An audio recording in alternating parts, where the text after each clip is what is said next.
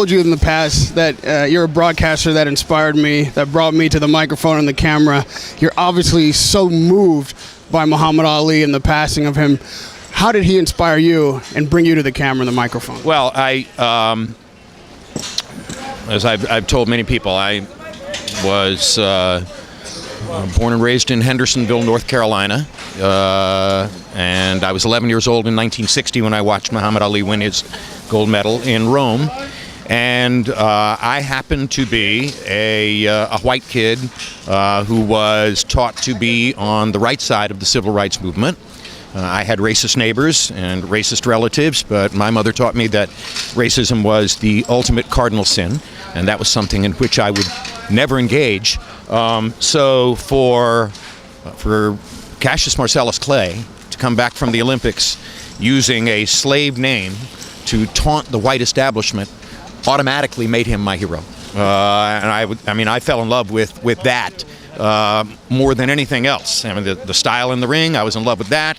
The persona outside the ring, I was in love with that. But most of all, I was in love with the fact that he was, to me, the bravest and most indomitable of all of the advocates for racial equality in that difficult and spirited time.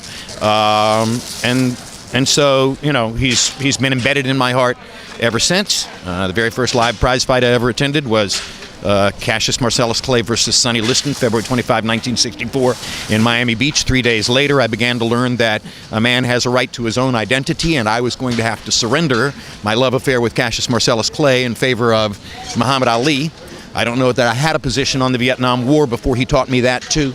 I'm like millions or hundreds of millions of Americans and other citizens of the planet who, beginning in the 1960s, learned a lot of what I think I know about life and love from that man.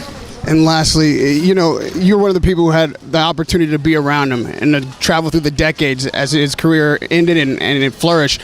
Can you talk to me about a moment that you had with him in person that moved you? He babysat my daughter the afternoon of the Boxing Writers' Dinner in New York in 1988. I had to go out and run some errands in Manhattan. I needed somebody to watch my 8-year-old daughter for a couple of hours in the green room of Trump's Hotel, the Grand Hyatt.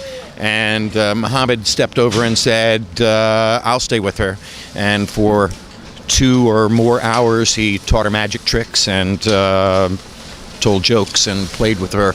And she's 36 years old now, but she'll never forget it.